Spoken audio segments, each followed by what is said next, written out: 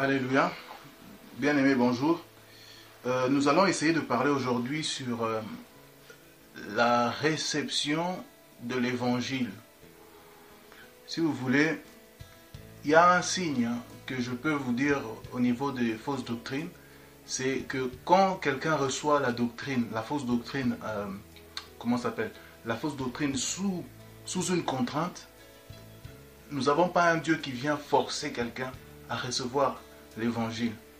Nous allons prendre, s'il vous plaît, Acte 2, verset 37. La Bible dit: après avoir entendu ce discours, ils eurent le cœur vivement touché, et ils dirent à Pierre et aux autres apôtres: hommes, frères, que ferons-nous? Pierre leur dit: répentez-vous, et que chacun de vous soit baptisé au nom de Jésus-Christ, pour le pardon de vos péchés, et vous recevrez le don du Saint-Esprit. Car la promesse est pour vous, pour vos enfants, et pour tous ceux qui sont au loin, en aussi grand nombre que le Seigneur notre Dieu les appellera. Et par plusieurs autres paroles, il les conjurait et les exhortait, disant: sauvez-vous de cette génération perverse. Verset 41, c'est le verset qui nous intéresse. Ceux qui reçurent de bon cœur sa parole furent baptisés, et en ce jour-là, le nombre des disciples s'augmenta d'environ 3000 âmes. Je répète, Acte 2, verset 41. Ceux qui reçurent de bon cœur sa parole furent baptisés. Alors aujourd'hui, je vais vous parler de ceux qui reçurent de bon cœur la parole. Aujourd'hui, nous avons plusieurs évangiles, notamment sur Internet, notamment sur beaucoup de choses. On entend des fausses doctrines, notamment sur beaucoup de choses. Et ce que je veux vous dire, chers frères et sœurs, c'est vous parler en tant que quelqu'un qui a expérimenté la parole. J'ai reçu le Seigneur très jeune, dans mes jeunes années, et il y a une loi que vous devez savoir, qui est une loi spirituelle immuable. Une loi qui ne change pas. C'est Romains 14, 23. Tout ce qui n'est pas le fruit d'une conviction est péché. Je vais dire quoi par là? Je vais dire que la Bible dit dans Jean 16, verset 8, que le Saint-Esprit vient convaincre du péché. Le Saint-Esprit vient convaincre de la justice et le Saint-Esprit vient convaincre du jugement. Il y a un rôle que le Saint-Esprit a, c'est de convaincre quelqu'un de son état. La nouvelle naissance, la Bible dit, celui qui est né de la chair est chair, ce qui est né de l'esprit est esprit. C'est un domaine où appartient le Saint-Esprit lui-même. La Bible dit ici que, Acte 2, 41, ceux qui reçurent de bon cœur la parole. Vous voyez, il y a des évangiles que vous pouvez entendre, des évangiles des personnes qui ne changent pas leur vie, pas de bon cœur, c'est-à-dire sous une contrainte. Je donne un exemple. Répentez-vous, sinon vous allez aller en enfer. C'est un évangile qui court les rues en ce moment. Répentez-vous, vous allez en enfer, sinon vous allez en enfer. Aucune manière, aucune fois, Jésus-Christ va parler, répentez-vous, sinon vous allez aller en enfer. Au contraire, Jésus dira, le royaume des cieux est proche. Jean-Baptiste dira, répentez-vous car le royaume des cieux est proche. Jésus nous appelle à annoncer le royaume. La Bible dit, cherchez premièrement, Matthieu 6, 33, cherchez premièrement le royaume des cieux et la justice de Dieu. Vous voyez? Donc, au contraire, Dieu n'a pas changé. La Bible dit que Jésus-Christ est le même hier, aujourd'hui, éternellement. Dieu est le même hier, aujourd'hui, éternellement. Le Dieu de la Genèse qui a dit à l'homme qu'il y a au milieu du jardin l'arbre de la vie et l'arbre de la connaissance du bien et du mal, c'est le même Dieu. Il dira dans Deutéronome que j'ai mis devant toi la vie et la mort. Choisis la vie afin que tu vives. Alors, l'évangile là qu'on vient nous présenter en nous disant, en nous faisant contraindre d'accepter l'évangile, sinon quoi, Dieu va nous frapper. Non, c'est pas ça l'évangile. L'évangile, c'est annoncer Christ, parler de notre conversion, comment nous avons été convertis. Parler de l'évangile de Christ, parler du royaume, parler l'œuvre que Dieu a fait pour nous. C'est ça l'évangile. C'est ça l'évangile de la conversion des âmes. C'est ça l'évangile du salut. La Bible dit dans Acte 2, 40, sauvez-vous de cette génération perverse. Paul parle du salut là. Quand il parle répentez-vous, il parle de la repentance. Après, quand il parle de la crucifixion de Jésus, il parle ensuite de Joël 2, 28. Dans les derniers jours, je répandrai de mon esprit sur toute chair. Paul prêche le Saint-Esprit, il prêche la promesse du Saint-Esprit, il prêche le salut, il prêche la repentance aux œuvres mortes. Il prêche tout ça. Mais en aucune manière, il viendra pour imposer les choses aux gens. La Bible dit, la Bible est claire. La Bible est claire, Acte 2, 41, ceux qui reçurent de bon cœur la parole.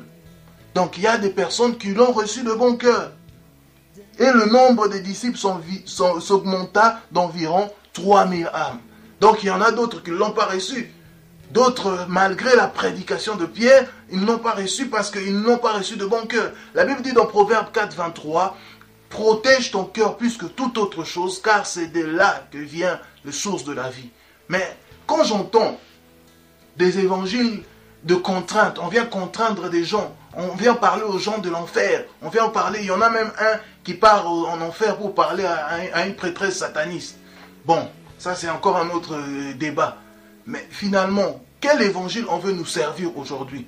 La Bible dit ceci dans Luc 12, je parle aux chrétiens là, Luc 12, verset 54. Luc 12, verset 54, la Bible dit, il dit encore aux foules, quand vous voyez un nuage se lever à l'Occident, vous dites aussitôt, la pluie vient.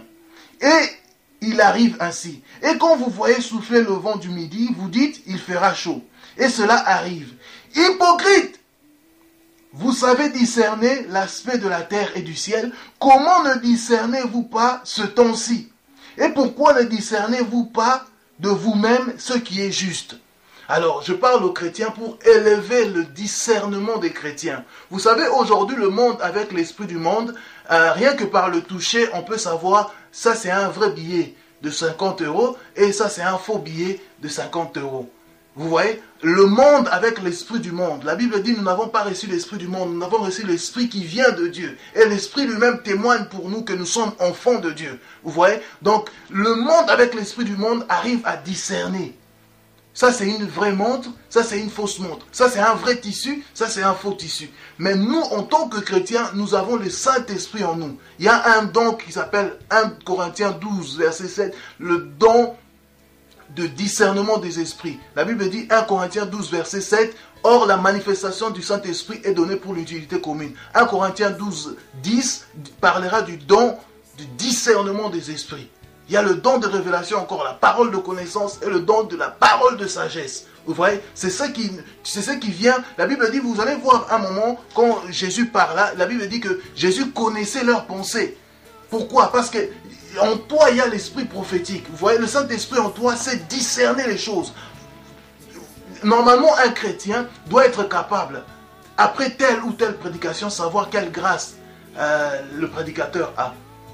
Facilement. Parce que le Saint-Esprit a ces 5 aspects-là. Le Saint-Esprit est doctrinal.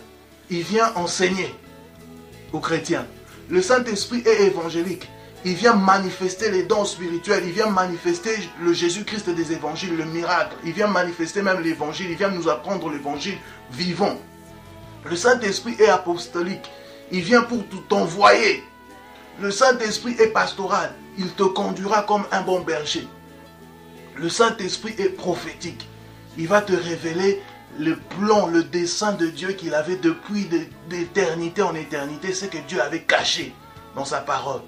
Et Dieu les a révélés à ses saints apôtres et à ses saints prophètes. C'est pour ça que la Bible dit, nous avons été édifiés dans le fondement des apôtres et des prophètes.